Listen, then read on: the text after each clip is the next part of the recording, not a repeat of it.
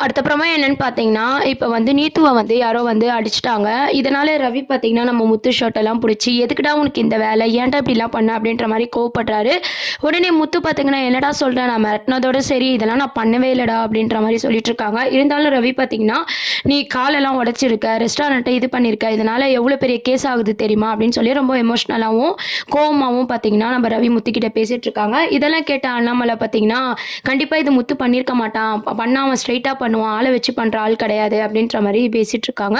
மீனாவும் பார்த்தீங்கன்னா, "இது கண்டிப்பா இவர் பண்ண வாய்ப்பே இல்ல ரவி." அப்படின்ற மாரி சொல்லிட்டு இருக்காங்க. இருந்தாலும் ரவி பார்த்தீங்கன்னா, "நீத்து அப்படிதான் என்கிட்ட சொன்னாங்க." அப்படின்ற மாரி சொல்லிட்டு இருக்காங்க. உடனே பார்த்தீங்கன்னா, ஸ்ருதி வந்து கால் பண்றாங்க. ஸ்ருதி கால் பண்ணி வந்து, "முத்து பண்ணது கரெக்ட்டு. எனக்காக முத்து இப்படி பண்ணியிருக்காரு. ரொம்ப சந்தோஷமா இருக்கு." அப்படின்ற மாரிலாம் பேசிட்டு இருக்கும்போது பார்த்தீங்கன்னா, "ஐயோ! ஸ்ருதி நான் இப்படி பண்ணவே இல்ல." அப்படின்ற மாரி முத்துவும், மீனாவும் வந்து சொல்லிட்டு இருக்காங்க. உடனே முத்து என்ன பண்றாருன்னா, "இது யாரு பண்ணியிருப்பா?" அப்படின்னு சொல்லிட்டு எல்லாரும் பார்த்தீங்கன்னா, ரோகிணி மேல சந்தேகப்படுற மாரி காமிக்க போறாங்க.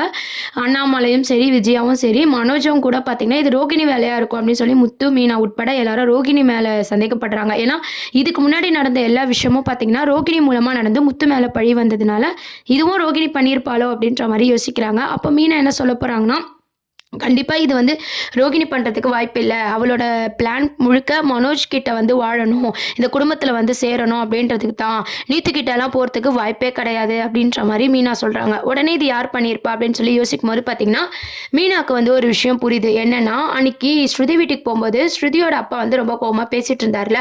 அவரு பண்ணியிருப்பாரோ அப்படின்ற மாரி மனசுக்குள்ள நினைக்கிறாங்க எப்பவும் போல. ஆனா வெளிய காமிச்சுக்க முடியல. முத்து கிட்ட இத பத்தி ஷேர் பண்ணிட்டு இருக்காங்க. முத்துவும் பார்த்தீங்கன்னா, அப்படியா தான் இருக்கும் அப்படின்னு சொல்லிட்டு அவங்க நீத்து வீட்டுக்கு போறாரு. போன உடனே பார்த்தீங்கன்னா, நீத்துவும் வந்து ரொம்பவே கோவப்படுறாங்க. "என்ன நீ ஏன் இங்க வந்த? என்ன அடிச்சு, உடைச்சு என் ரெஸ்டாரண்ட் எல்லாம் இது பண்ணிட்டல்ல. எங்க அப்பா கிட்ட சொல்லி உன்ன என்ன பண்ற பாரு." அப்படி இப்படின்னு சொல்லி நம்ம முத்துவ வந்து திட்டிட்டு இருக்காங்க.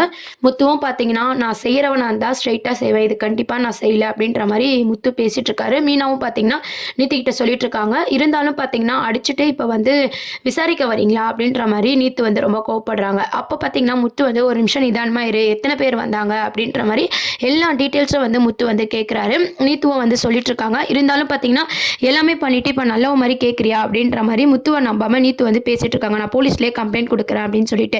இப்போ மீனாவும் முத்துவும் பார்த்தீங்கன்னா, இந்த கேஸ்ல வந்து சிக்குறாங்க. இதுலேருந்து நம்ம முத்து எப்படி வெளிய வரப்போறாரு? இத பேஸ் பண்ணி தான் அடுத்த ட்ராக் வந்து கொண்டு வரப்போறாங்க.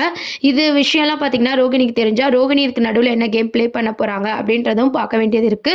இப்போதைக்கு பார்த்தீங்கன்னா, இந்த ஸ்ருதி பிரச்சனைய தான் கொஞ்ச நாள் கொண்டு போப்போறாங்க. நடுவுல பார்த்தீங்கன்னா, ரோகிணி, மனோஜ் சீனும் கொண்டு வருவாங்க. இதெல்லாம் தான் அடுத்த ப்ரோமோவா இருக்கு. என்ன ஆக போகுதுன்னு சொல்லி வெயிட் பண்ணி பார்ப்போம். தேங்க்ஸ் ஃபார் வாட்சிங்.